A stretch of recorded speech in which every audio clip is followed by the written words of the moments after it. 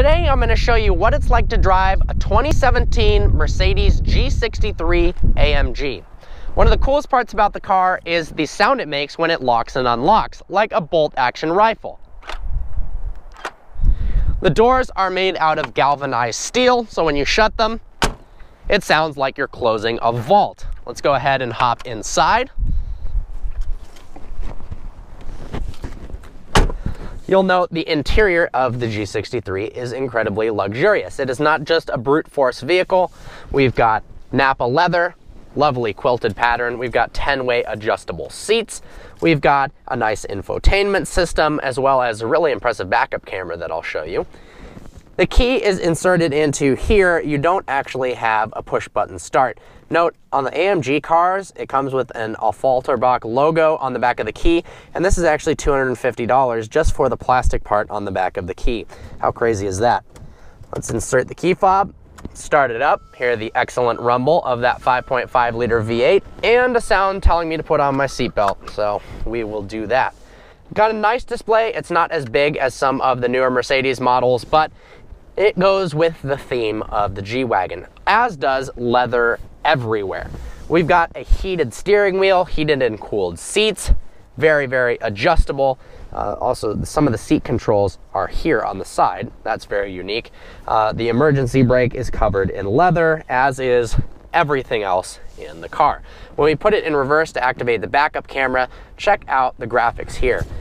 Turn the steering wheel, you've got different drive lines, and you've got different viewing angles as well. Because it is so tall and the camera is mounted so high, you get a very cool angle of viewing when you're backing up. You've got locking differentials here for the front, center, and the rear.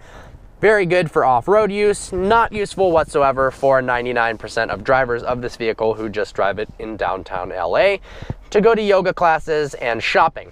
It's snowing, so let's go ahead and turn on the windshield wipers by rotating the knob here. Very, very small windshield wipers. Oh, what is that? We've got one in the back as well, making an absurd amount of noise. Paddle shifters mounted on the steering wheel here for the 7-speed automatic. They respond very, very slowly. We've got different driving modes: comfort, sport, and manual. When in comfort mode, the truck still rides very, very hard. And in sport mode, it is just excessive how hard this vehicle rides. We've got all-wheel drive, and the 4MATIC system on the G-Wagon does very, very well. I'm very impressed with Mercedes all-wheel drive. It's really something they should use more as a selling point, and they just kind of tack it on as, hey, we can offer all-wheel drive, but it really is better than most of the systems out there. You can be incredibly confident in the snow, even doing speeds higher than the speed limit, which obviously is not recommended. Now, with snow driving, the most important thing is to give yourself plenty of time to slow down. Really, where people get into trouble is slamming on the brakes at the last second, and well, the car is not going to stop. Watch, we'll try that, slamming on the brakes, and it just slides forward. You've got to anticipate slowing down much farther in advance than you would normally, but just with going around turns at a normal pace, this does exceptionally well. Hello, Prius. This is the opposite of a Prius. The truck sits very high off the ground. You've got a very unique driving experience in the G-Wagon. We drove a G550 several months back and really loved how unique the feel was when piloting this car. You've got an incredibly vertical and extremely large windshield in front of you.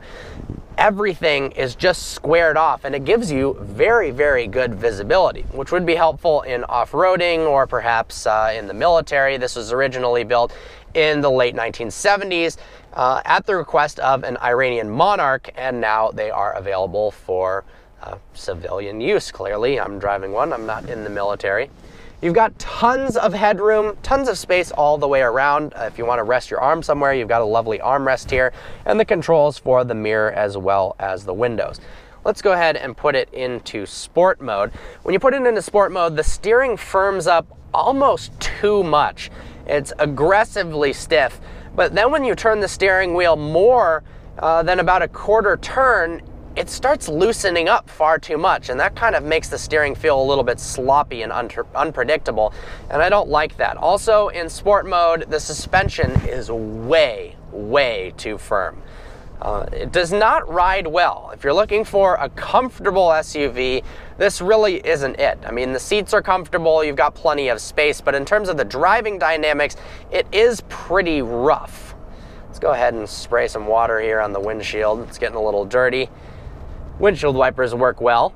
The G-Wagon has a tendency, and I really don't like this, to drift all over in between the lane. Even when you're just trying to go straight, it seems to swerve to the left and to the right, and that is very much exacerbated when you decide to floor it. And of course, with a twin-turbo 5.5-liter V8, making 563 horsepower and 551 pound-feet of torque, why would you not floor it? But you have to be careful when you do, to really pay attention, because the car does like to veer to the left and to the right kind of uncontrollably. The vehicle weighs just under 6,000 pounds, so it is pretty incredible that it can do 0 to 60 in under 5 seconds.